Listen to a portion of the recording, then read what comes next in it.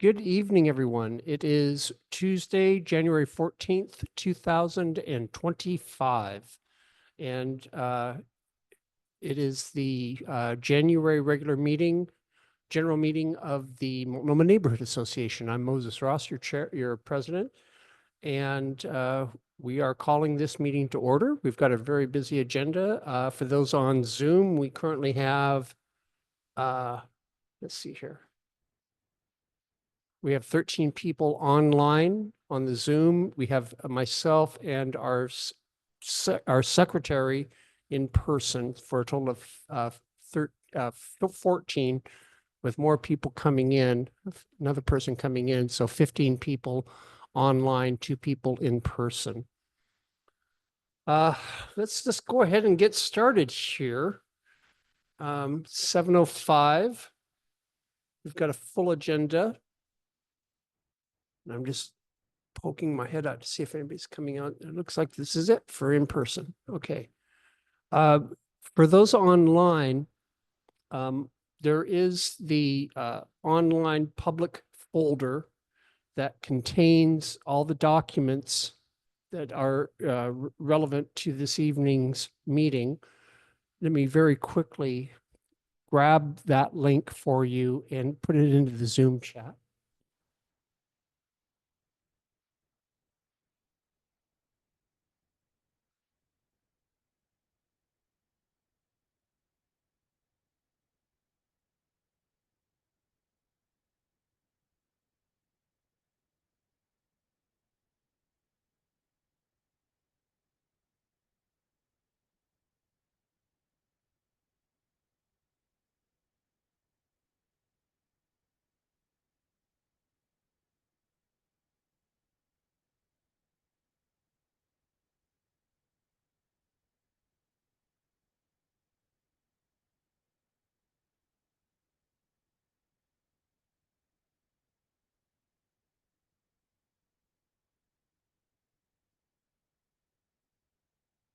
What I've done is I've put in the Zoom chat the Google Drive link that is the public meeting folder containing all the documents relevant to this evening's meeting.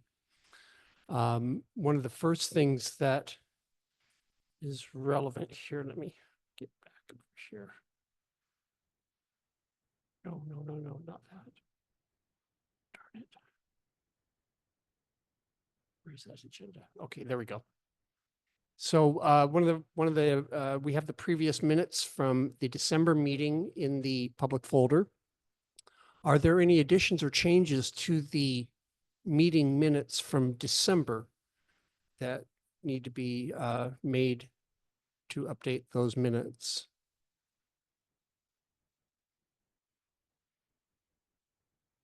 The second question would be the agenda, which is on the screen and is also available in the drive.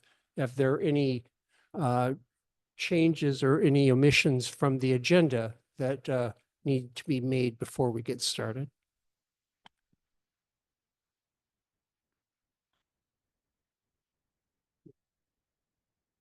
Hearing none. Let's go ahead and get started.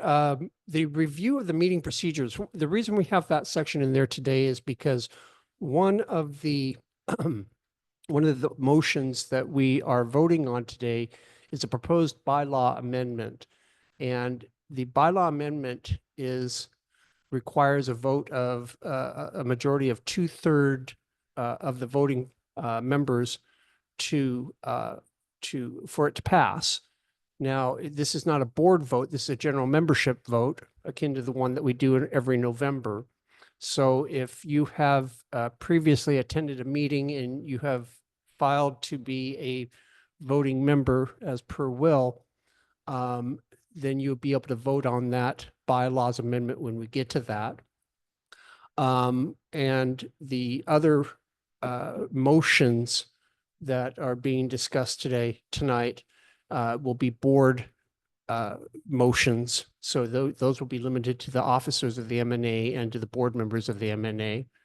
And currently at this time, looks like we have myself, we have Julie Leet, we have Will, we have Pam, and Kate. Is Kate here? Okay, I can't see her. Oh, there she is. Yes. Hello, Kate. Okay, so right now, what is that? That's 5, 6 for those votes. But as we get closer, I'm sure some more people will be there, and we can we'll do a count at that time for those motions to make sure that we have a quorum of voting officers and board members. And we'll go over as we get closer. Once we get to those motions, I'm going to have Will Fuller explain to the participants exactly what the requirements would be. We'll go back over those again. Let's see here. Okay, so we have an officers report section next up. I do not have a report to make personally, except to wish everybody a very happy new year and to 2025 ought to be an interesting year given the circumstances with the elections and everything like that. Drink lots of water, I guess, is all I can really say, because it's going to be a barn burner, that's for sure.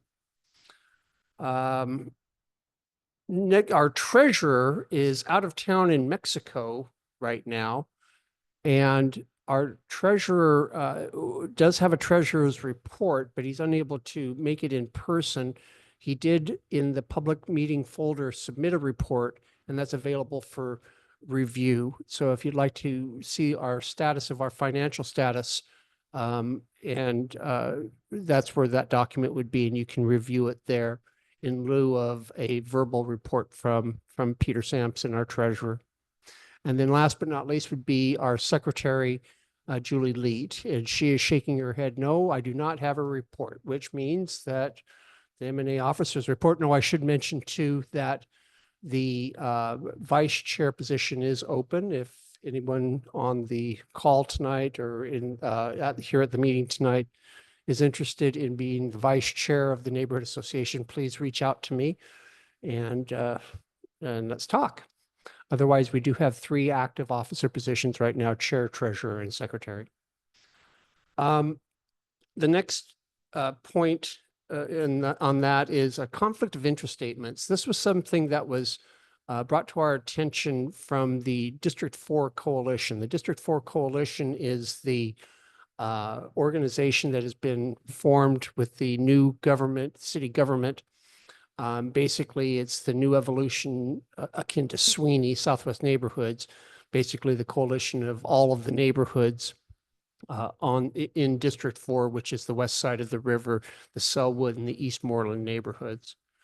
Conflict of interest statements are in relation to basically financial conflicts of interest. If we are voting on things that we have a financial interest in, making sure that we declare it and that it's very obvious ahead of time and such. And I will need to make sure that all officers and board members fill out a statement, a conflict of interest statement, and submit it back so I can get it submitted to the District 4 Coalition, Darlene down there, and so they can have that on file. And that's more of a housekeeping issue than anything.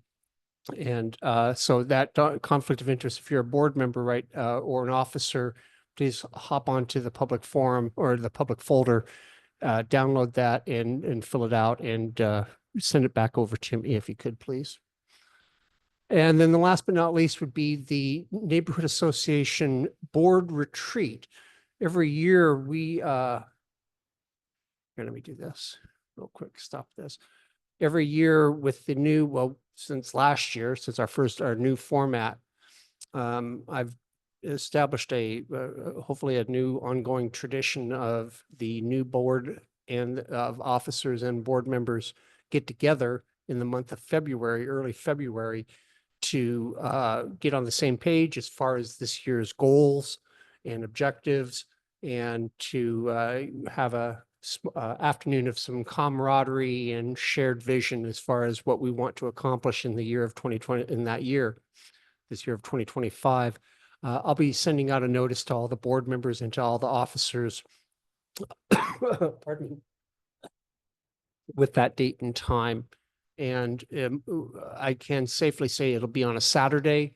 It'll be no longer than 2 hours.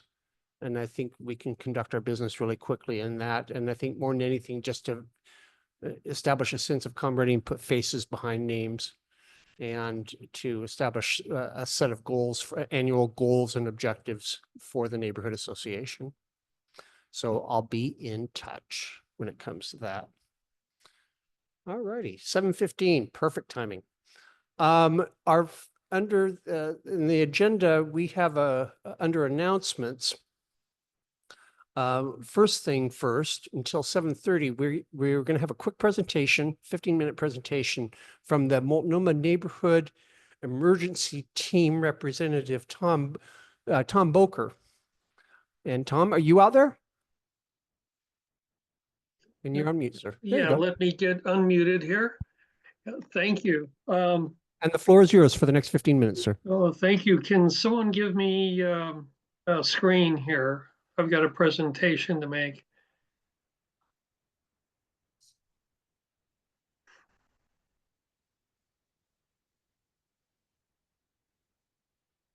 Will, how do I do that?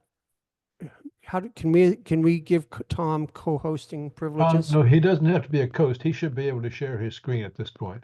Okay. Okay. Usually there's a yellow thing shows up at the top. Oh, here we go. All right, got it. Okay, here we go. Thank you. Can everyone see this?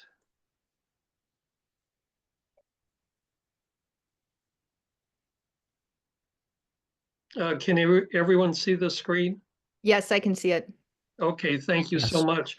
Yeah, so I want to take just a few minutes this evening. Thank you to the Multnomah Neighborhood Association for this opportunity to address you and your audience.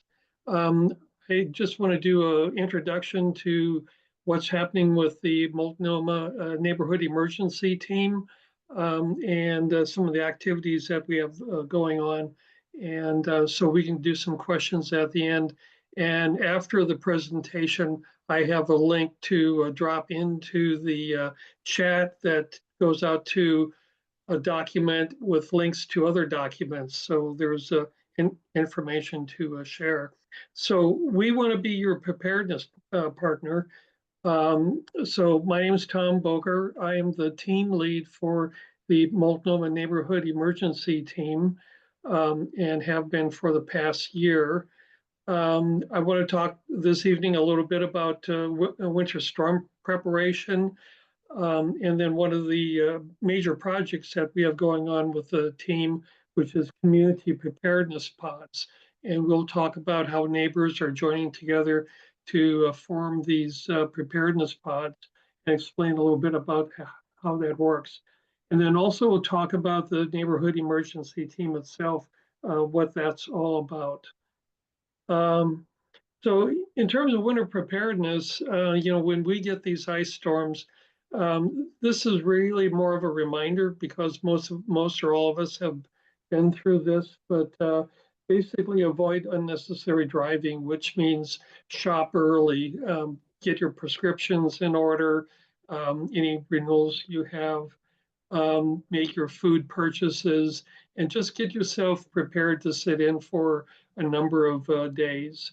And we know those days we've had power outages that have lasted anywhere from a few hours.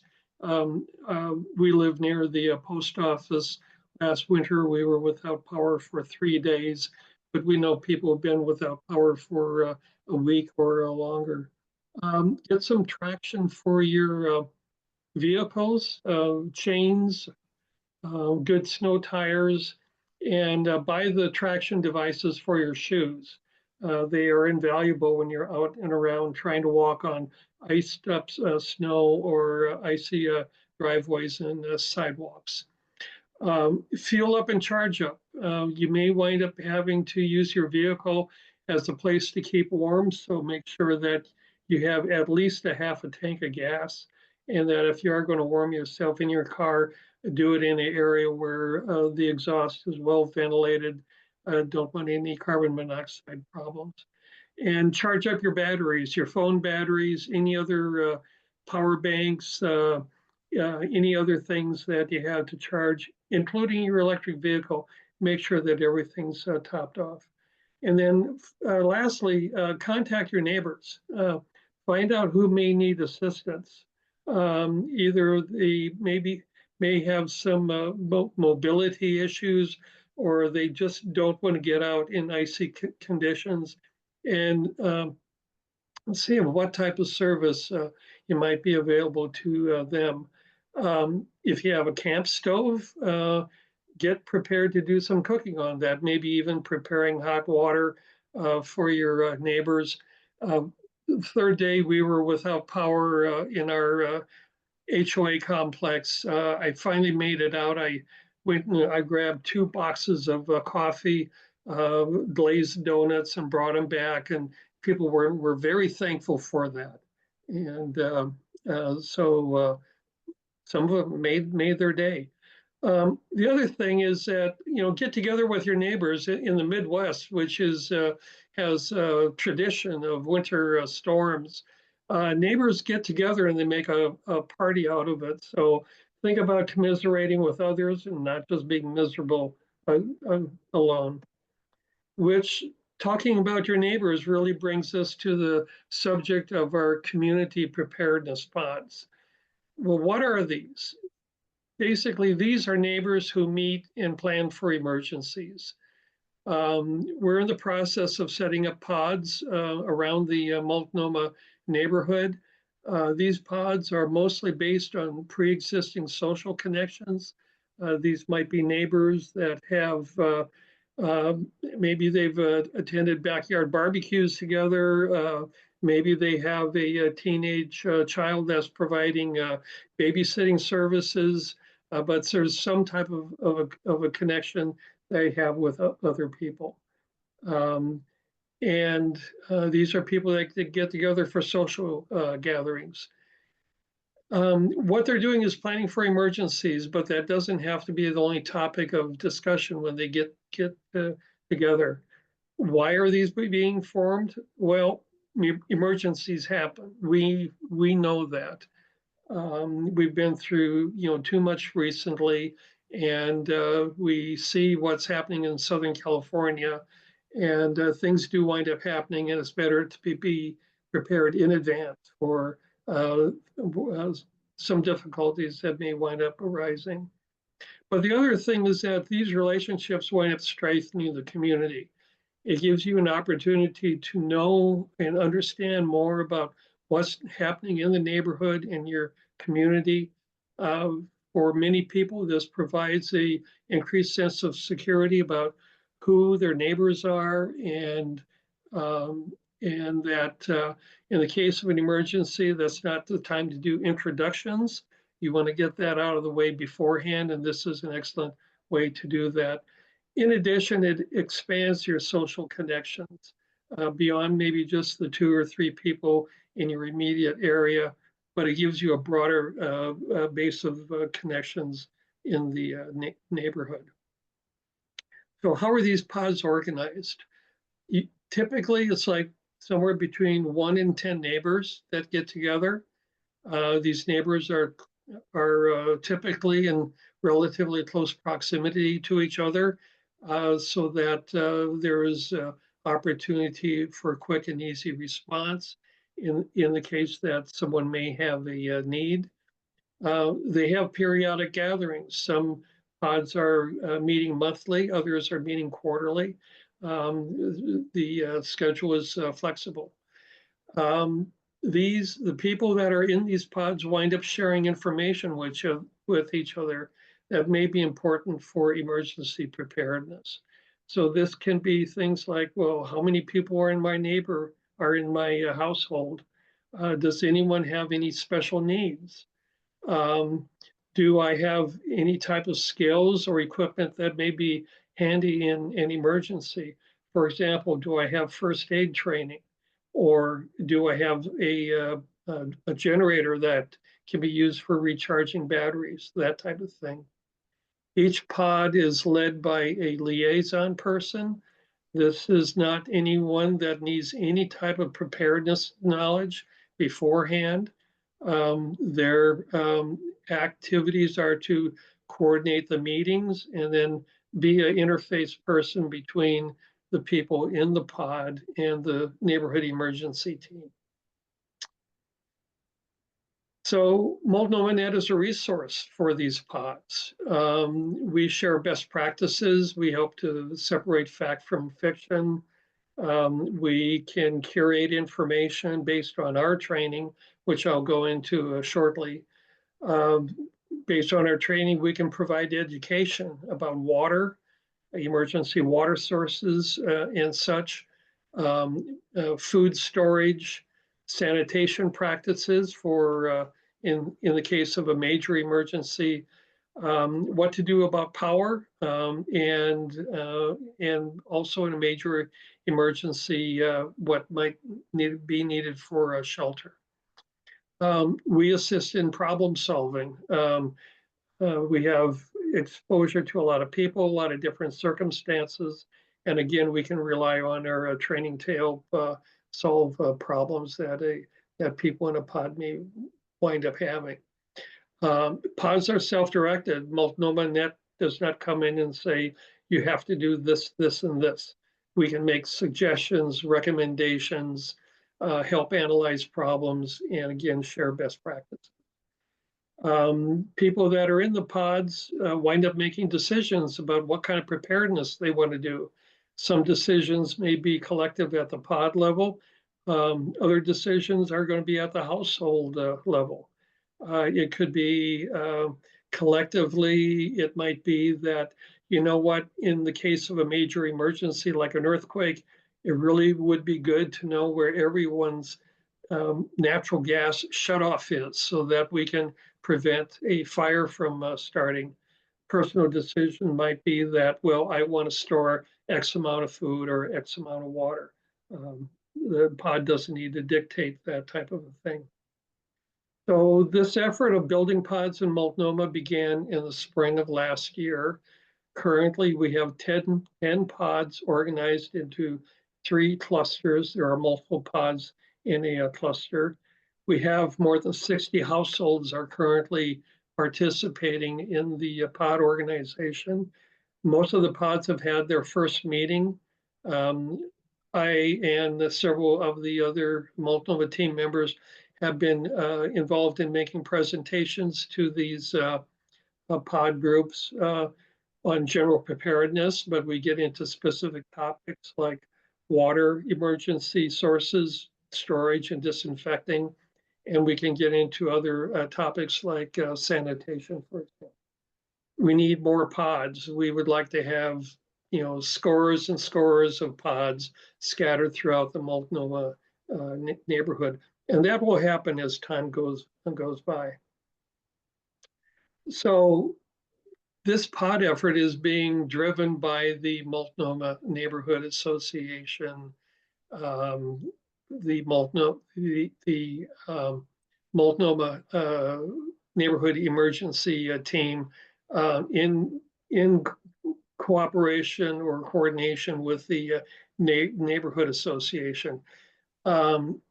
So neighborhood teams are managed out of the Portland Bureau of Emergency Management. They provide free training that's available to anyone who lives or works in the city of Portland.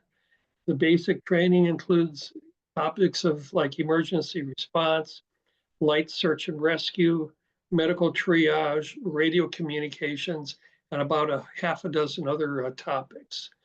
Advanced training, which is available at various times during the year, include things, training out of the Federal Emergency Management Agency, FEMA, and the Incident Command System that is a part of the FEMA operation. First aid training, including wilderness or remote first aid training, ham radio operation, CPR, AED training, and about a list of about a dozen other topics. The purpose of the neighborhood emergency teams is to respond when professional first responders are not available. And over the years, PBIM has allowed volunteers to deploy in a whole variety of situations. Many of the situations were centered around COVID. We assisted in operation of COVID testing and vaccination centers. We also manage a fire evacuation site at Clackamas Town Center during the Clackamas fires. I've been out on deployments, assisting PGE, maintaining traffic around down power lines, making sure that streets are blocked off. Citywide, there's approximately 60 teams and over 1,200 volunteers. These are people just like you and I. We've got ages from people in their late teens into their 80s that belong to the NET organizations. And again, open to anyone who lives or works in Portland. The basic training is about 28 hours. It happens over a series of weekends. It covers the FEMA Community Emergency Response Team training, which is nationwide. I was on an airplane between Denver and Sioux Falls and was reading some CERT material, and a gentleman sat down in the next seat to me and was looking over my shoulder and recognized the material, and he said, "Oh, you're studying CERT." And it turns out he was a firefighter in Sioux Falls, South Dakota. So it's something that's widely used. Also, Portland-specific issues, predominantly preparation for the eventuality of an earthquake. So what do we do? Well, we have monthly meetings, and anyone that's interested attending these meetings, I can add you to the invite list. There'll be contact information at the end of the presentations. We have 2 social gatherings each year. One of our major projects, in addition to the pod formation, was doing a survey of our walkie-talkie radio coverage in the Multnomah neighborhood area, and we're in the process of generating a color-coded chart showing our ability to communicate, and there's more work to be done on that. We're about 2/3 of the way through. We're also reviewing our operational plan for setting up a command post, and we are heavily involved in community outreach, part of which is the purpose of this presentation this evening. In addition to NET, PBIM also operates the Basic Earthquake Emergency Communication Node Program. There are 50 of these communication nodes located around the city. These nodes become operational within 24 to 48 hours after an earthquake. They have a radio link to a designated fire station. That radio link is meant for emergency reporting. So if someone in the neighborhood has an emergency, severe injury, to report severe injuries or major damage, that person can go to one of these nodes and make the report. There's also a limited amount of emergency medical supplies. To become a volunteer for one of these nodes, there's online training. It's about 1.5 hours in length. And the nearest 2 nodes to us, the one right in our neighborhood is Gabriel Park, northeast corner, close to Southwest 37th and Vermont. And the other one is a church that's located at Southwest 48th and Taylor's Ferry. There will be a large a 10 by 10 pop-up canopy tent with the orange canvas on top. So both the NET and the Beacon program need volunteers, and we would love for you to step forward and be available for that. So again, we have monthly NET meetings. Most of our meetings happen at Fire Station 18.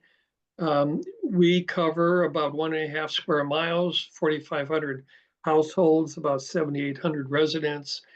Currently, we have 23 NET volunteers and 4 Beacon volunteers from the Multnomah neighborhood.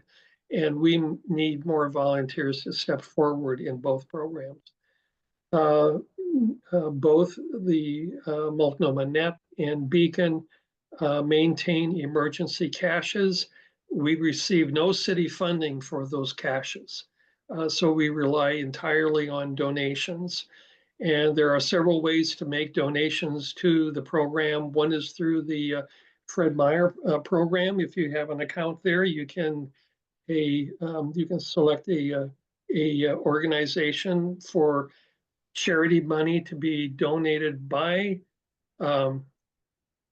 Fred Meyer. It's not your money, it's Fred Meyer's money. They make the contribution that can be done to Friends of Portland Net. And I've got some attached information for that. And in February, we're going to start a bottle drop blue bag program where you can take your recycling cans and bottles. We'll supply a blue bag with a sticker, fill the bag, and then drop it off at any of the bottle drop collection centers. The most convenient one is probably Fred Meyer Burlingame. We also need supplies and equipment, and I'll be providing a list of the type of things we're looking for.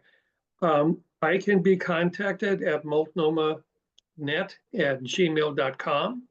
Let me know if you'd want to be added to our meeting invitation list. Let us know if you'd like to start up a pod. And again, no prior preparedness knowledge is needed. That's what the formation of the pod is for, is to do that. But I'd be more than happy to answer any general questions. And I'm not sure how much time I have left, but does anyone have any questions? If someone does have a question, please just go ahead and speak up. Hey, Tom, this is Julie. I just remembered to send my note out to my pre-pod people. When I have a good idea for, like, I know that like 6 people will say yes, and I'm going to hopefully get to 12. I'll be emailing you at the Multnomah Net email address and just telling you kind of the map and the number of people and Okay. Yeah, is that right? Yeah, absolutely. If you want, just include the street address for everyone. I don't need to know people's names, just the street address, so we can, we're assembling that information across the entire Multnomah neighborhood, so we know where we've got coverage. Thank you. Thank you, Julie. Wonderful. Are there any other questions for Tom? I'll drop a link into the chat that goes out to a number of resources. There's one list. There's a trifold, which is an overview of emergency preparedness in the Multnomah neighborhood. It's centered around the earthquake. This is kind of the overview of what to expect in that eventuality. I have another document, which is kind of a 2-up, kind of a sheet of emergency contact information, front and back. It's 2-up, so you can make a copy and share it with your neighbor. And then the donation list, information about how to sign up at Fred Meyer. Also make donations through Friends of Portland Net. And then there are several other links in this, the link that I'm going to send you that leads to other links. It's how to contact the Beacon program, how to contact the NET program, and there's a couple of other links in there also. So I'll drop that in the chat shortly. But thank you, everyone. Thank you, Moses. Tom, what I really love about this program is that, we're the neighborhood association, and our intent is to connect each other more closely in positive ways. And just in talking with you and being at a couple of NET events, it's brought to light how many ways that we're connected with our neighbors in all sorts of other ways, and how we can help each other, and just a wealth of information about, like, oh my gosh, fire extinguishers need to be shaken and there's date codes and we should know where our water turnoff is for our neighbors. And we should get together once a quarter and talk about, how we can better help each other. So, I don't know about, the zombie apocalypse, but we all know the snowstorm is going to hit. And so it's given me a reason to connect more closely with my neighbors and the amount of resources that you have. And it's all free. I really do appreciate it. It's really exciting. Thanks. Yeah, Julie, thank you. I view this as the goals of the neighborhood emergency team are co-aligned with the goals of the neighborhood association. We both want to build stronger communities and better connections among neighbors. And this is another avenue to take in order to accomplish that. And again, to have a pod, you only need one more neighbor. And so we have pods that have started with just 2 people, and some of them are up as high as 9. One of the interesting things that happens is, well, there's kind of a saying is that people don't like to be told what to do, but they don't want to be left out. And so we've had neighbors that stepped forward and went, "You had a party at your house the other day. What was that all about? And why wasn't I invited?" So there is that dynamic going on where this is kind of seeds have been planted in some neighborhoods, and we want more seeds and more runners and more connections made among our neighbors. Thank you. Thank you, Tom. And I think that, the biggest draw for me for what you're doing here and the purpose of the NET, Neighborhood Emergency Teams, is that we all know, everyone on this call knows that big Cascadia earthquake is going to happen. Whether it happens tomorrow or it happens in 10 years, it's going to happen. And the better prepared that we are for it as a society, as a city, as a neighborhood, the better. And that's certainly under the purview of what you're doing here, is making sure that we are ready for that as a neighborhood. Our net training and the beacon is all centered around the eventuality of an earthquake. And again, we don't know if it's going to happen in our lifetimes. It could happen tomorrow. And so if you can keep those 2 thoughts in your head and chart a reasonable path to preparedness and prepare for the eventuality of an earthquake, knowing that if you are someone that camps, you already have a lot of the equipment and tools and skills that you're going to need to deal with the aftermath of an earthquake. But if you go through that preparedness, the payoff isn't just after the earthquake and how you respond to it. The payoff is all along the way in the connections you build in your community.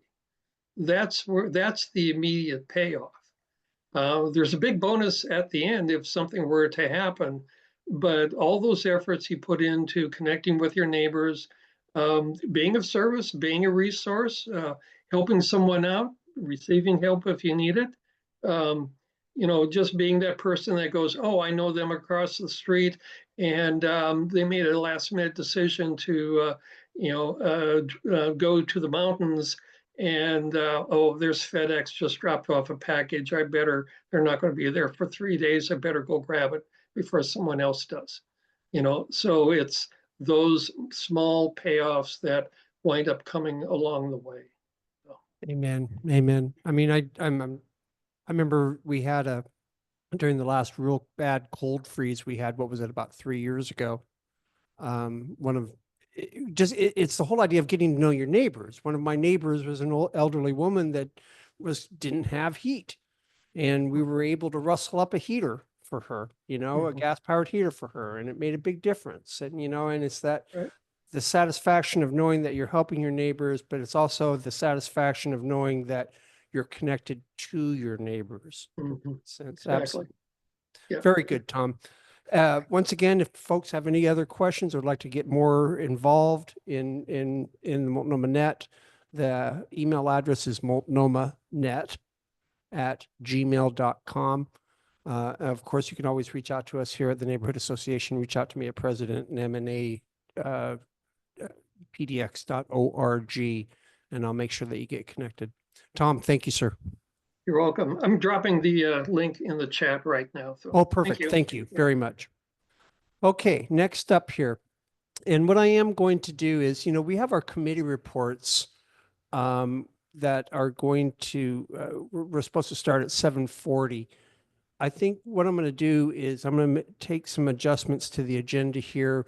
We're going to go through the rest of the announcements. There's a couple of updates that we have, and then we're going to go straight into the new business. And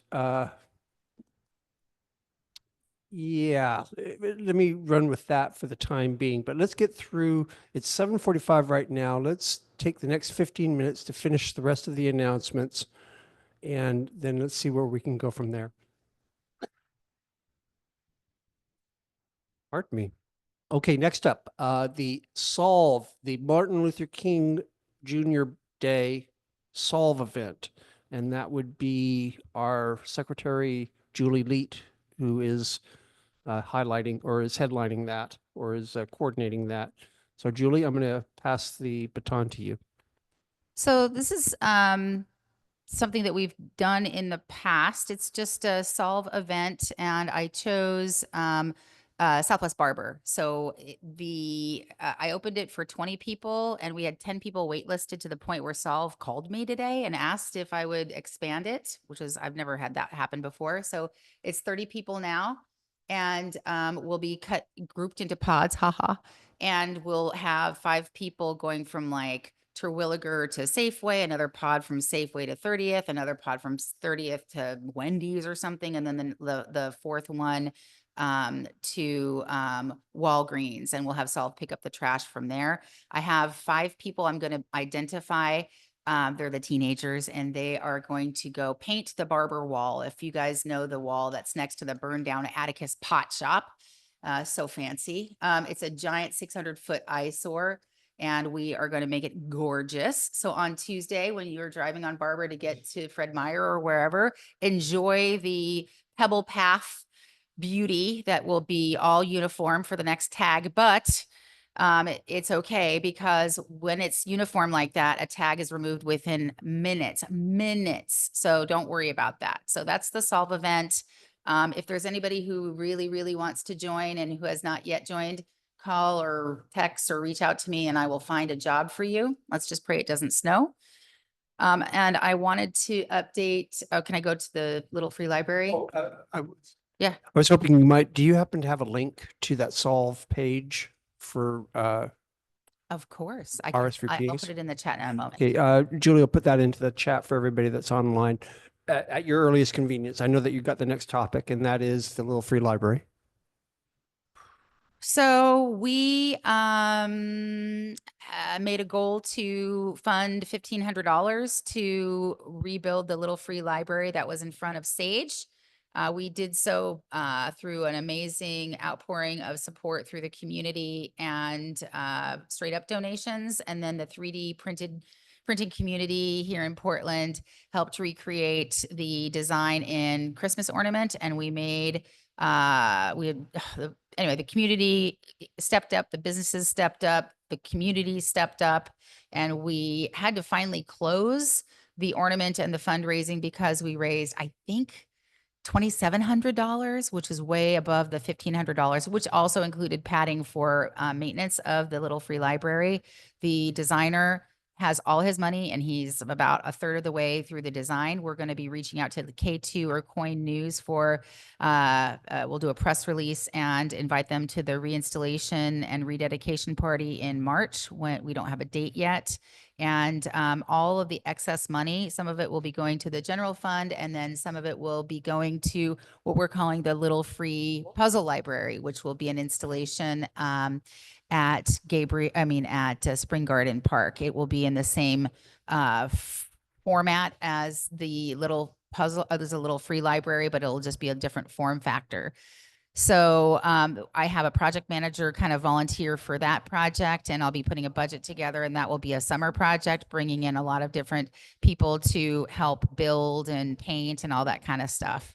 So it's just been an amazing experience to take something that was such a bummer, which was this vandalization in October, to this just really just connection through the person who was memorialized all the way through to these other projects based on the community support. So that is it. Doing God's work, Julie.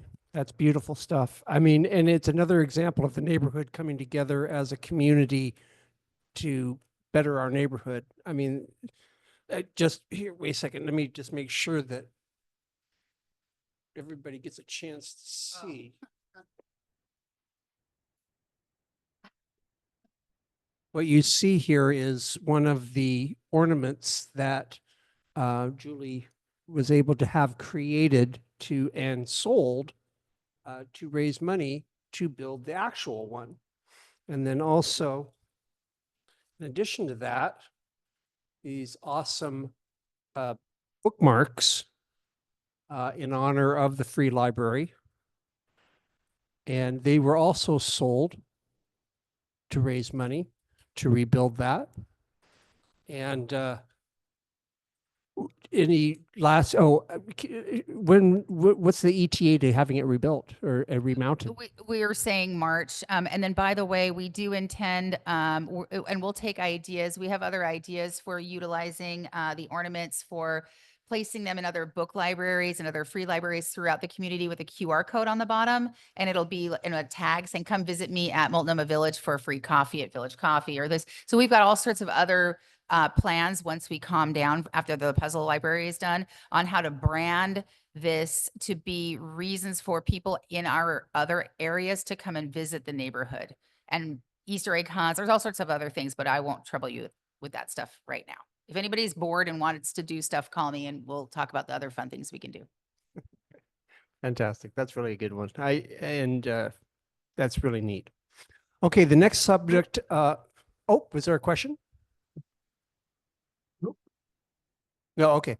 The next topic that we wanted to address, Will, I'm going to need your help on this one. And this is in relation to the collaboration the Neighborhood Association is doing with the Multnomah Historical Association. And Will, I'll give you the floor.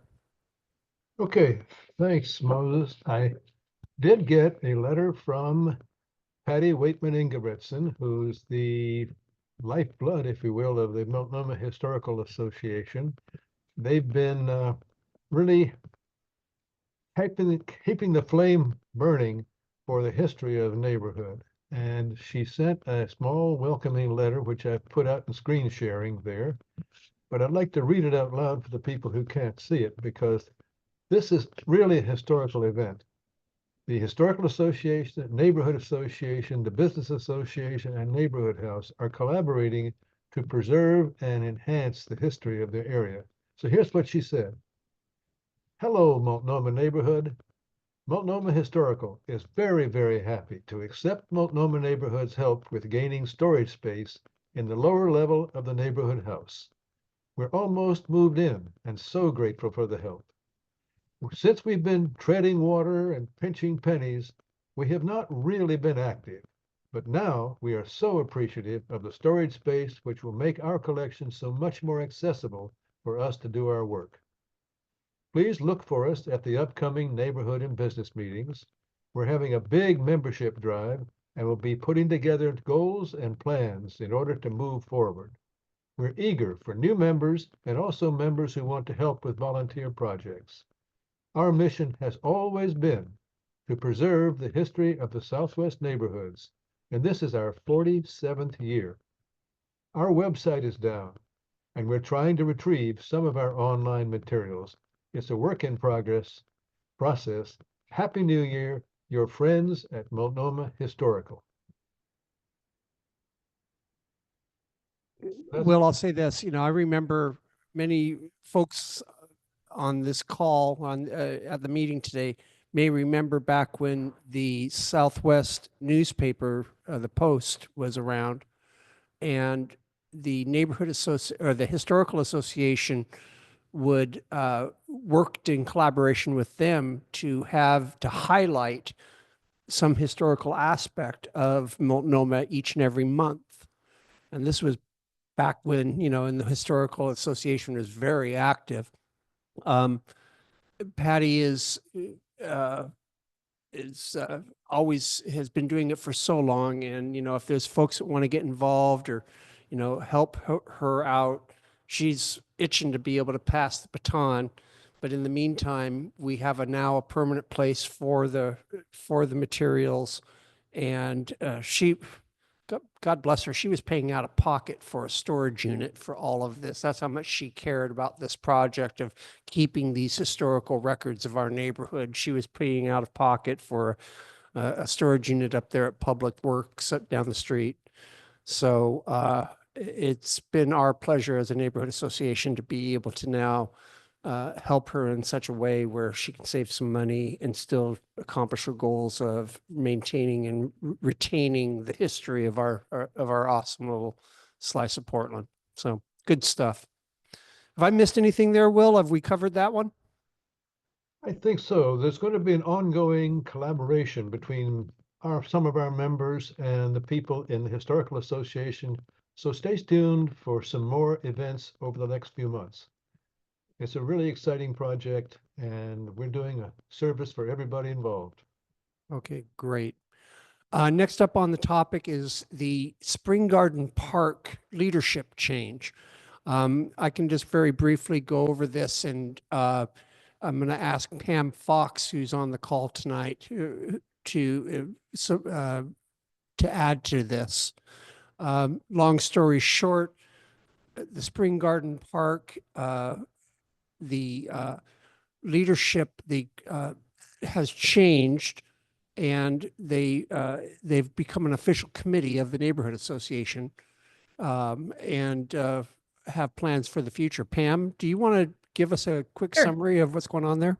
Sure. So the former Friends of Spring Garden Park group has come to a close. We've been working, as everyone probably knows, for a while on transferring the remaining funds from Sweeney over to the MNA for spending in the park. Carol Schmidt was one of the last volunteers with the Friends group who was kind of ushering that transition through, and she became the original chair of the MNA's park committee. And now, because she's stepping down from that work, I'm taking it over because I've been working on the stewardship events in the park. So it's a kind of a natural transition. Just to recap quickly what this Spring Garden Park Committee has going, there's ongoing stewardship events in the park year round. We have one more this month and then two more in February. And we have an application for a summer free-for-all event pending with the city. We should get a decision on that by January 31st. And that was an application for a movie in the park. And Carol Schmidt applied for that, and she has agreed that if it is awarded, she'll be able to spearhead the planning of that for the summer, which is great, and we hope we get it. I'll be taking over the Facebook page for the park, the Friends group.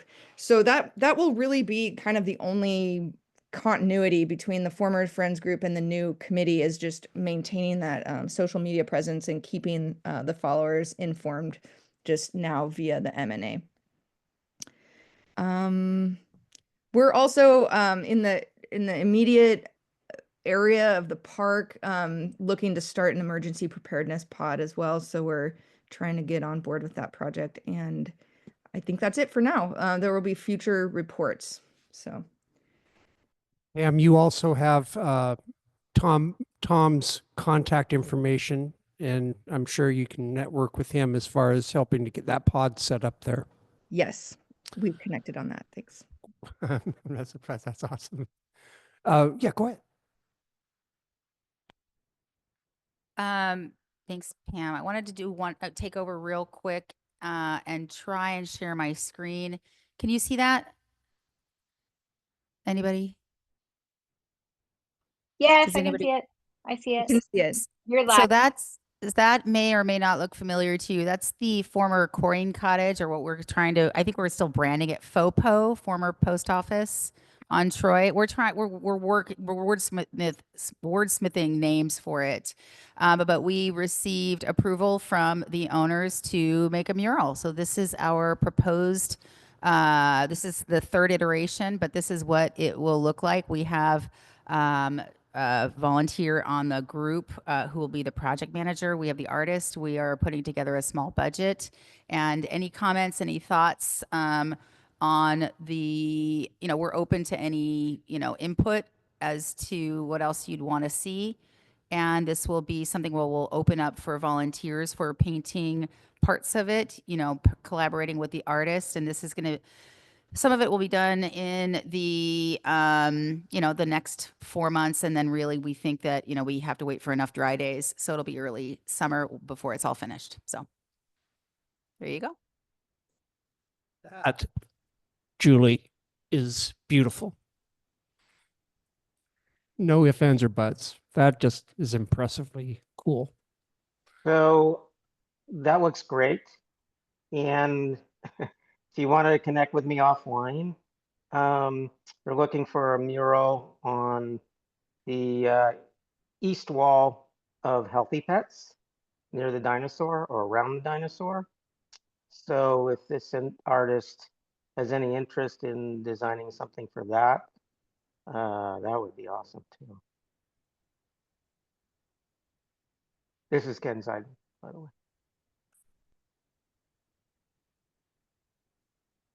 Hello. Julie, you're muted, or we can't hear you. Better? Sorry. There you go. Imagine this. We have evil plans for everything. Check this out. Imagine, I don't know if I can make this bigger. Imagine giving community members their own tile to take home. So we paint it blue or whatever color, whatever we want.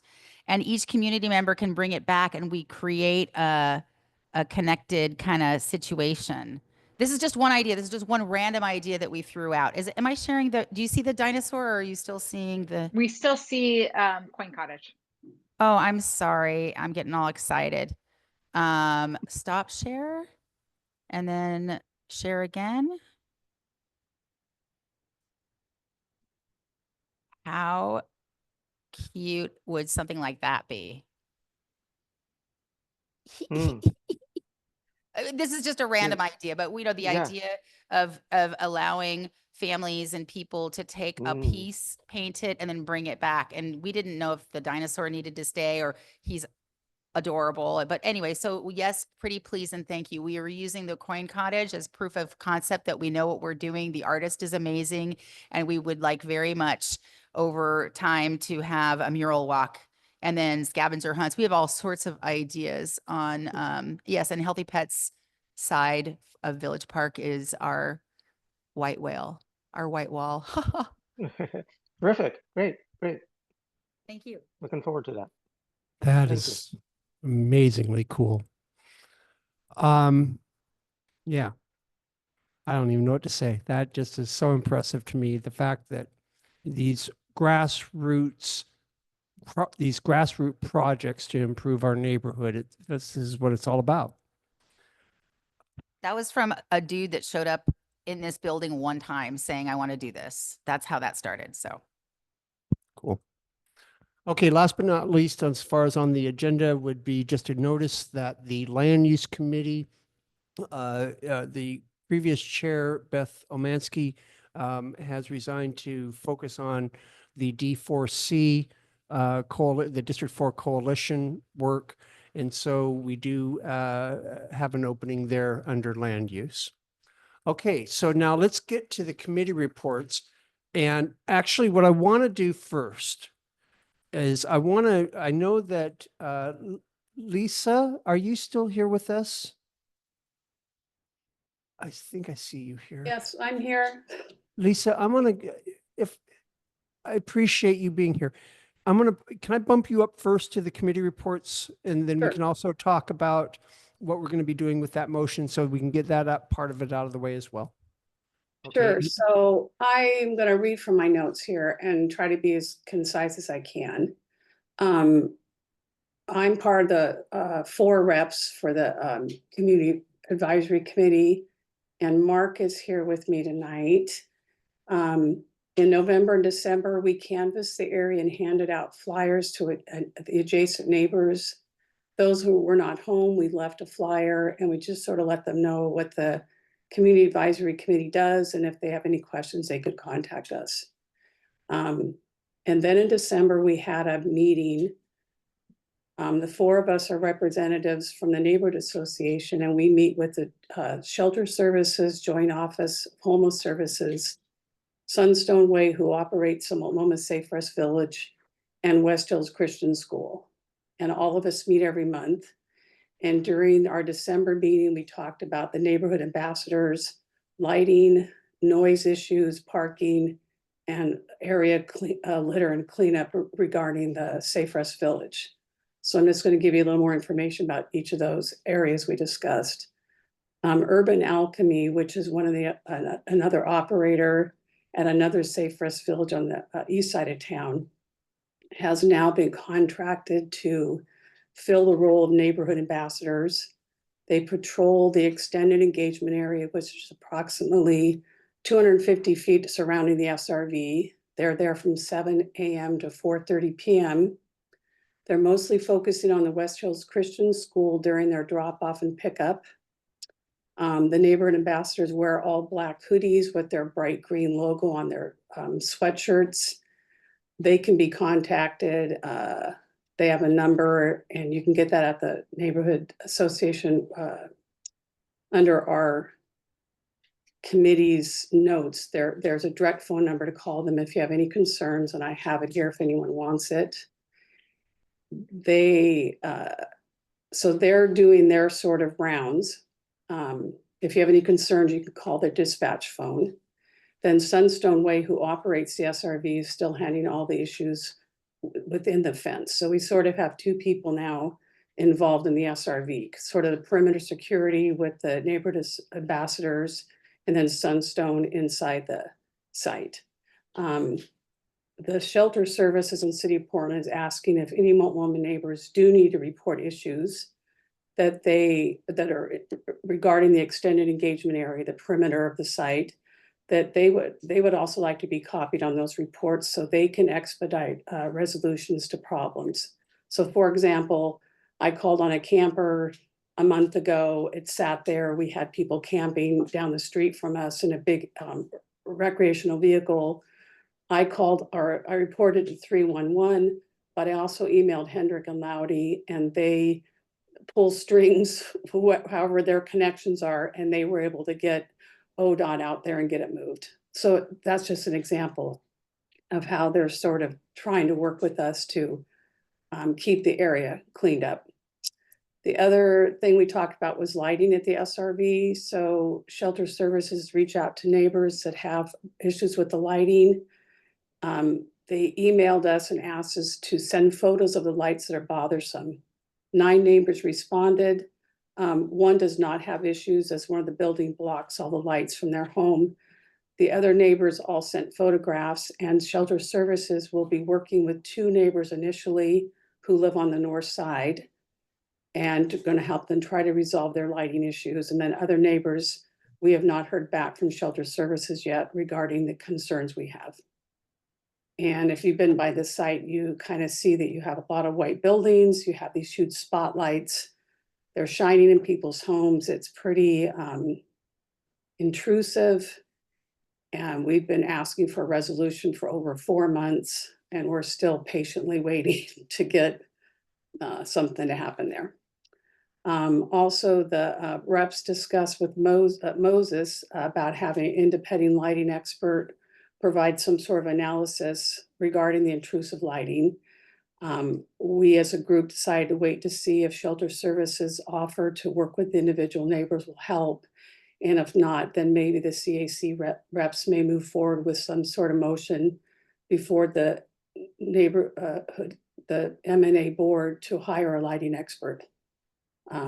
It has been over 4 months and there hasn't been a solve to this problem. So we're patiently waiting for City of Portland Shelter Services and see what they're going to do.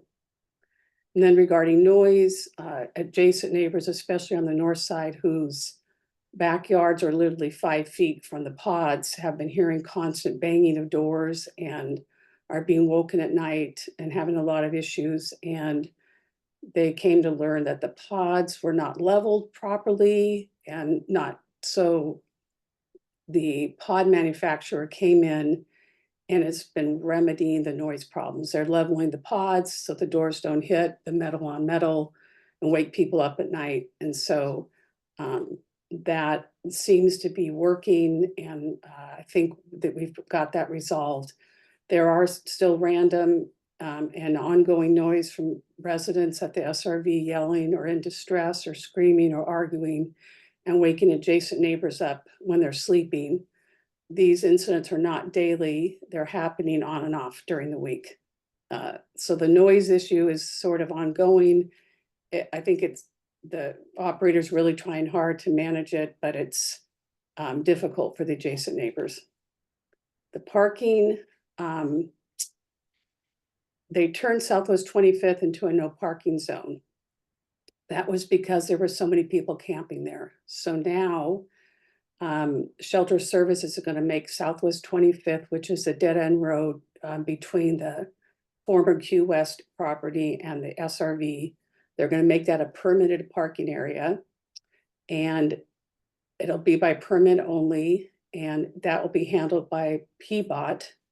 And because PBOT's been so busy with their workload, it's taking longer than hoped. Employee parking and Multnomah Safe Rest Village resident parking requires proof of registration and insurance. So you can't park on the SRV site unless you have proof of registration and insurance. So now Safe Rest Village residents who do not have proof of registration and insurance, who have a vehicle, cannot park there. So Sunstone Way and Shelter Services seems to have condoned that participants who do not meet the on-site requirements can park in the neighborhood on the side streets as well as drive in the neighborhood.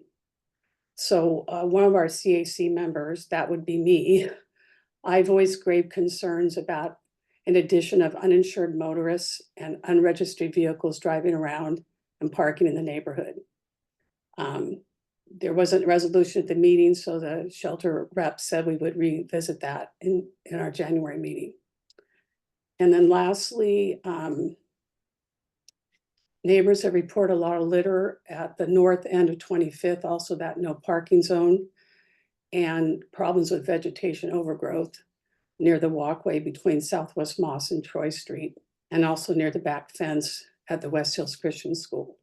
So the PBOT will not be handling any of the issues regarding that street because the street's considered unimproved. So Shelter Services is looking into a different financial resource for a one-time cleanup in that area. We're waiting to hear back. We'll hear more about that at the end of January. And then there's also a neighborhood association member who's offered to help with trash pickup in that area.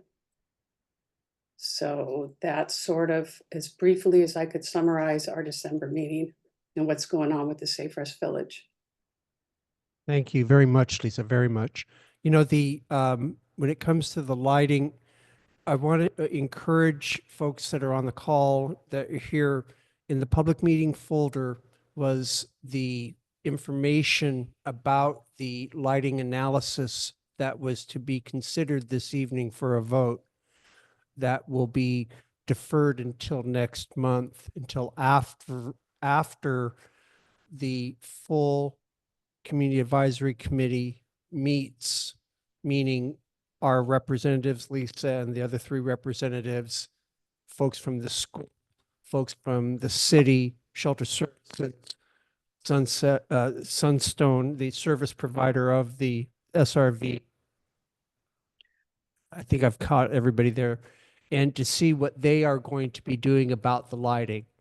And if it's not satisfactory, then we're going to reintroduce this motion in February over the next 30 days. And then especially after that meeting, we'll make sure that folks get enough information, especially the board members and the officers, so that if we do have to have that and we do consider the independent lighting analysis, that we can have a well-educated vote, knowing the facts. But I appreciate the CAC members allowing for this one more month to see where the full CAC, the full committee will stand on this, and how the city ends up, Shelter Services is going to propose mitigating the lighting situation. And then this is off, this may have been tabled, but it's still on the table for February. So we do, I want to stay tuned, and we'll make sure that all the board members and the officers have the information that they need post-meeting based off of what we determine there, if we have to actually have that motion voted. So long story short, one of the 4 motions, we're going to be pulling that motion. We're not going to be voting on that motion. So, And I just wanted to, I think if Mark's still here, I would just see if Mark had anything else to add that I missed in my notes regarding all the information. No, not at all. I think you caught it all very well. Okay. Thank you. Okay, thanks, Mark. Mhm. Thanks, Moses. Thanks, thank everyone. you. Thank you very much. As you can tell, I just want to point out to everybody, as you can tell, that there's been a lot of issues that have been on the advisory, the CAC's plate. And I just want to commend them for managing all of them. I mean, between the sounds, between the lighting, between the trash, between, the car, unregistered cars, there's a lot going on there. And I appreciate the time and the effort that the committee members have been putting into this. And so thank you. Thank you very much, Lisa. And Mark, I know Mark's here too, so. Okay, so I wanted to have that report first before we did the rest of the committee reports, because it did relate to the motions. And that was the most, well, quite frankly, the most important motion I felt that we were going to have, that we were probably going to have to devote some time to tonight. So now with that off of the plate, let's go back to the rest of the committee votes, or committee reports. I do want to mention to everybody that in the public folders, all of the committees have submitted written reports. So in nice detail. So if you want to learn more about the activities for each of the committee over the last 30 days, please refer to the reports. Now, what we're going to be doing with this committee reports right now is the chairs of those committees can highlight, don't need to take as, we don't have to talk about everything that you've been doing because that's in your written report. So use this opportunity to, get volunteers or to highlight specific projects that you're working on, that sort of thing. Is I think the best way, what do you think? Yeah, I think that'd be the best way to go about this. And then we can get into the motions and our votes, and we can still perhaps make our 8:30, 8:45 adjournment time. It's 8:15 right now, 8:18 now. So first up is, I think alphabetically, communications. Oh, communications, our newest one. So is it communications? Okay, Yeah. that would be Kate and Will. Well, I have, the report is in writing. The Communications Committee is setting up its protocols to work with, one of them being who gets to send the articles to the D4C Voices newsletter, and there's a very important thing. We have various social media and other things, media such as the website, and sometimes only one person knows what's going on in that medium. That's a little risky. So we're building a 2-person at least, people who know what's going on in the medium. So if one person's not available or drops out or something, that doesn't get dropped in by the wayside. I'll stop at that point. We are busily communicating sort of the things that the process with the Multnomah Historical Association is a communications project, really, and Julie is one of the great people on that committee, or that work group, as I'm calling it. So that's my part of it. Kate, would you like to add something? There we go. I think, as you said, we're starting kind of from the beginning and seeing what we need to get moving on. I have been watching social media to see what's working for us and hope to, in the next month or so, get some firm kind of guidelines so that this thing that kind of everybody has their hands in will operate a little bit more smoothly, a little bit more uniformly, just so it's kind of easier for everyone to take part and get all the community, committee messages out there. Great. Thank you. Thanks for your help, Kate. It's really just hurting the cats. So thank you so much for everything that you're doing. And a special shout out for the communications committee's work in making sure that the new the District 4 coalition has an article each and every month. Bless you for getting that going. That is something that had been on my plate, and it was just tough to make that deadline each and every month. And so the fact that we have kind of an organized methodology now is just huge. Next up is community events. And that would be you, Corinne. Hello, my name is There Corinne she is. Wallace. I'm community events along with Pam Fox. Our Pam Fox drafted and posted our report in the drive, so I'm not going to talk about our report, but what I am going to talk about is that the community events has been working with Southwest Trails on a existing trail that is in the neighborhood that Southwest Trails is going to help us improve, and I need to get funding approved. Can I talk about this now, Moses, or do you want me to save this for later? This is my main thing. This would be a perfect time. Okay, got it. Because I know it's on the agenda as a motion. So I'm going to share my screen really quickly to show folks where it's at.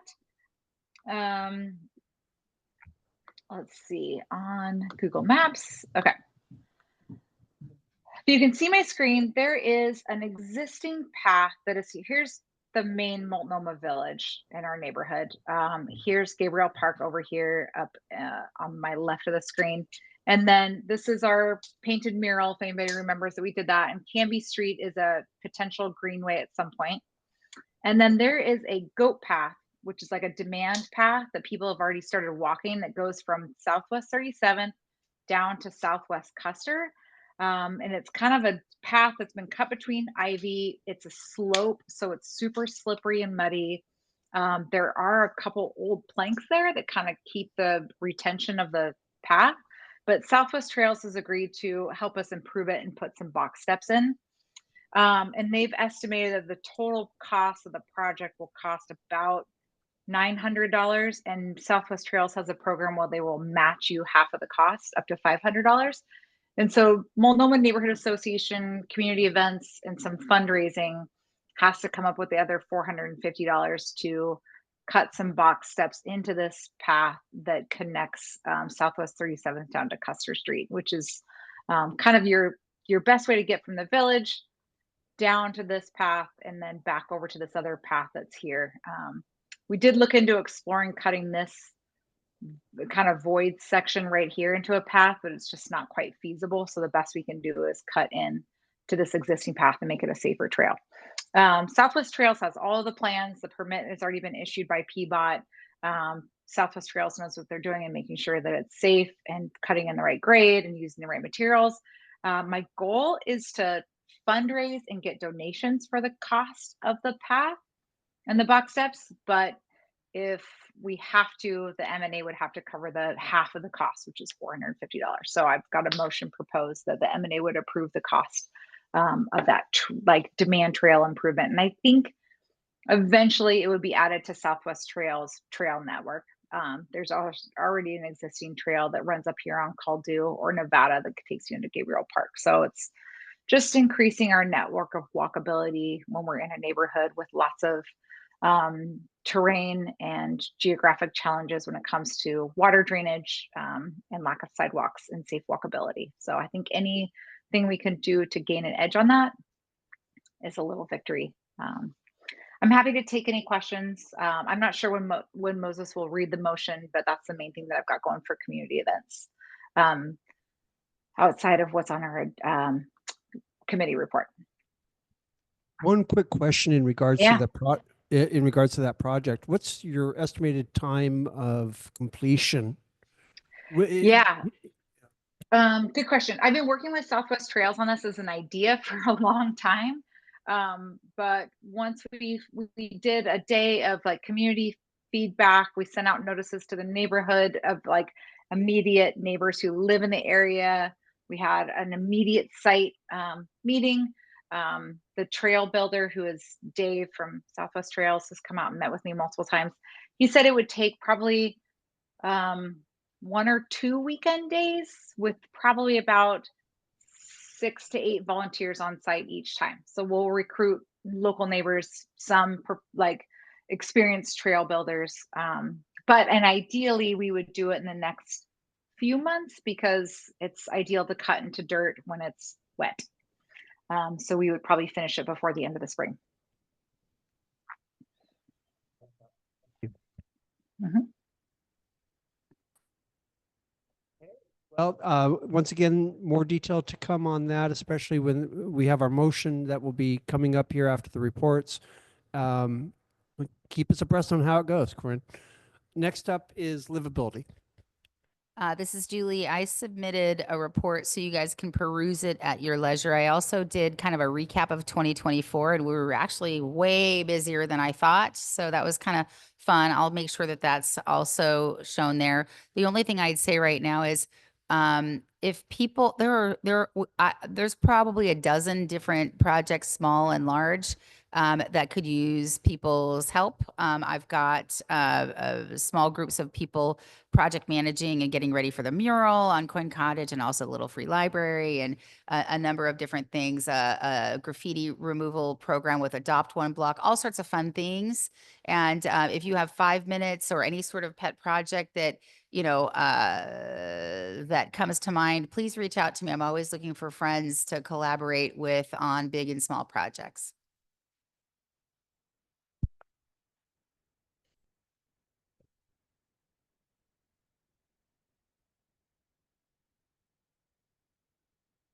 Righty. Next up would be the District 4 Coalition report. Beth is not here this evening, but she did have a report, and the report is in the public folder. You're welcome to take a look at that.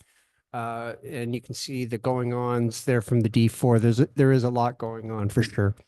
There's a couple of reports there. After that is, equity is up next then. Will? Sure, I will be very brief if I can. We also have a report in the meeting materials, and so what our major event, if you will, or news, is that we were awarded a $3,000 stipend for our participation in Southwest Equity Coalition, or SWEC. And so it's unrestricted money. We can do anything we want to with it, but we have a motion also to say we should devote that money to equity projects, particularly those which align with SWEC's goals. So SWEC continues to benefit for what their investment has been. We're strengthening that relationship in a variety of ways. We have a person beating the bushes in Multnomah for people who are SWEC members or people who are SWEC's immigrant and refugee population. We have another person there. So there's more going on. But you can read the report in the meeting materials. Anybody who wants to take part in the committee, welcome to join up. We've got some interesting things going in restructuring what equity means in the neighborhood. That's it. Fantastic. Thank you, Will. To be rewarded like that financially from a SWEC for all of your doing all of the right things that are on, you know, in our mission is one thing, Will, but to be rewarded financially was such a huge gift. Yeah. Was just really inspiring. And I know that you really have been spearheading that. So congratulations. Thank you. It really is something that we as a neighborhood association should take pride in, that we are reaching out in tangible ways to make a difference in who shows up at neighborhood meetings and who is represented by the association. Amen. Amen. Next up, Let's see, we've already done the CAC report. Transportation, Stefan is not here tonight. He had a work commitment, but his report is, has been submitted and is available for review. There's no other reports, land use, and I think there was the other, so that's it as far as committee reports. So last but not least, it's 8:30. Let's go through the new business. We have a total of 3 motions for a vote. The first one that we need to do will, let's get through the first 2 that require board and officer votes. And then the final one will be the one where we have to get the rest of the membership to vote. The first one would be the motion submitted by the Equity Committee to put the $3,000 SWEC donation into a board designated fund. Will, can you read that motion for me, please? Where is that?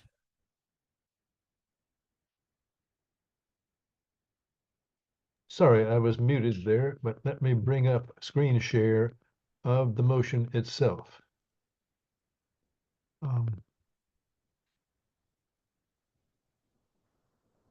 Okay, the motion is that the M&A board will put donations to M&A from SWEC, Southwest Corridor Equity Coalition, into a board designated fund to be administered by the Equity Committee and used for M&A expenses related to furthering our equity priorities, especially those which align with SWEC priorities. And the committee submits it this month. Because it's a committee motion, I don't believe it needs a second. No, you are correct. It does not. Okay, is a discussion. Are there any questions that any of the board members or any of the officers happen to have in regards to this motion that we are considering? So Will, this is Julie. So if, for example, we were able to do the first and last mile bulky item pickup, for Meals on Wheels clients, and then SWEC at the last minute said we have some households that wanted to participate, but we ran out of funds. This won't happen, but if it did, and I requested like, hey, would you be okay with transferring $500 to the bulky item event to cover the SWEC members? Is that how it would work? That's the And sort you of thing would that would approve it? happen, exactly. This is, Okay, yep. thanks. Is there any other discussion or comments in regards to this motion from any of the board members? Hearing none. Let's make sure, let's double check the voting members here at this, so far. There is myself, and I have- Julie as officers. I We have have- 5 members of the board present. I'm sorry, 6. You, Julie, Kate, Pam, me, and Corinne. Is there anybody in the room that I had seen? That's a quorum, so we can vote. Okay, sounds good. I think that is it. All those in favor, please raise your hand or say aye. Aye. Aye. Aye. Aye. All against? Aye. All those against? Aye. Hearing none, Unanimous. Yep. this motion has passed. Cool. Very good. Okay. Next motion would be the motion for funding of the Southwest Trails Multnomah Neighborhood Association project on 37th and Southwest Custer. That was the collaborative one that Corinne spoke of during her report. That is also limited to board members and to officers. Same officers, same folks will be voting again. Is there any questions or comments on that particular motion from anyone? Corinne, is the motion on the shared drive, or will I call the motion your presentation a few minutes ago? I believe there might be a file on the share drive, but honestly, I haven't double There checked. is. I'm There's an- sharing it. Yep, I've Thank got it you. here. There's an email. Thank you guys. Yeah, no, it's There's an perfect. email from It's there. Southwest Trails that presents the data, Oh. but perfect. Thank you. Yes, The on the share best. drive. Thank you. I can't take credit. I didn't do that. Does Okay. anybody have any questions about it at all? About the trail? I'm hoping honestly to fundraise for the majority of it, or to get donations from like Grimm's for the gravel and some of the costs, but there will likely be a little bit that comes out of the M&A's budget. Hearing no questions, let's go ahead and go forward with the vote. And let me do this the opposite way. I'd like to see if is there anyone in opposition to this motion? Nope. Move that it's adopted by acclamation. Hearing no opposition to this, I'd like to change this to an acclamation to approve this by acclamation. All in favor? All right. Thanks for Aye. the support. Wonderful. Excellent. This motion has passed by acclamation, by unanimous consent. Real quick, Julie, this will be in the meeting notes. I think we need to communicate, and this I can do offline, but if we have a quick second, I think I need to get our passing of the motion over to Southwest Trails so they can proceed since we're kind of partners in this project. So I think meeting minutes might do it, but there's a chance that we might need an M&A letter with the motion on it saying it was approved. Just throwing that out there. Okay, I'll send you a Word document of the meeting notes tomorrow morning. And if they want Perfect. more, tell us. Got it. Thank you. Okay, last but not least is the motion to the M&A bylaws. Now, this is going to be an expanded vote beyond, not just for the members, or pardon me, not just for the board members and for the officers, but for also include general members that that Will has able to identify those. Well, do we have other voting members available, and do we have enough to have a quorum? The quorum is 12 members present. We only have 10 people in the room now, so it's clearly not 12 members present, even if everyone in the room was a member. I had counted 9 members present from the list of members, but unfortunately several people have left, so I think that we have everybody here, except for Tom, possibly is a member, but it's not 12. So the motion would fail for lack of a quorum. We'd have to postpone it till the next meeting. I would like to, yes, and as chair, I will propose that we table this motion until the February meeting. Given that is the case, that is the last of our motions. The final motion was the one from the Community Advisory Committee that has been tabled until February also.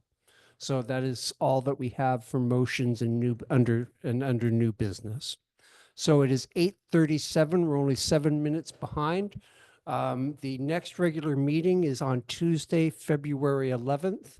I've also included down there that in March, I have scheduled the District 4 Coalition Director, Darlene Garrett, to speak.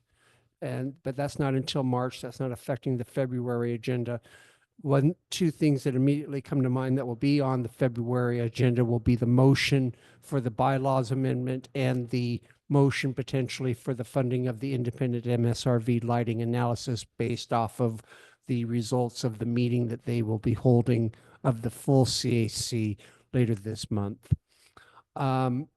Also, I want to also point out in February, I'm going to be asking one of our newly elected city council folk to attend to, at the absolute minimum, to introduce themselves to our neighborhood, at the maximum to take good 15 minutes and to share with us a little bit more about how they plan to best represent us. So Yeah, that will, is there any other items that we need to make sure is included on the February agenda? Otherwise, This I- is Will. yes, I would like to make a comment to elaborate on the February agenda. Is we've been making an effort right now to look at our representatives to the Community Advisory Committee and making sure that they are empowered as much as we can for them to speak as representatives of the neighborhood associations when they go to the city for requests for action and so on, which means, for example, if there's something that's really been a really thorn in the side type of issue, then Moses, the board, and the rest of the neighborhood association would back those representatives in getting action. very good. Thank you, Will. Corinne, I see your hand up. In February, I'll partner with transportation on this one. But I don't know if anybody on this remembers, but on Southwest Canby Street, there's a proposed greenway on the Southwest in Motion plan that is like slated for 20 years out. However, with a new development happening on the end of Southwest Canby Street, we have buy-in from the developers to help pay for that project. And I think it might move forward this year. So between the neighborhood association and PBOT, I want to make sure we get the word out to the community on that project completion. I don't know exactly where. I think it falls in PBOT's bucket right now, and I'll confirm with transportation on how to roll it out to the neighborhood. But that's coming down the pike, which is exciting, but just kind of a clunky project because it's not done in how things are usually done. Very good. I'll make sure that we include that in the agenda. Cool. Discussion of it, and hopefully Stefan will, his workload, he'll be able to join us in February's meeting. Cool. All righty. Folks, I think we have done all of our business for the Neighborhood Association for the month of January. I really appreciate your time and your dedication to what we're doing here and the roles that each of you have been playing. And this meeting is adjourned. Thank you. Thank you.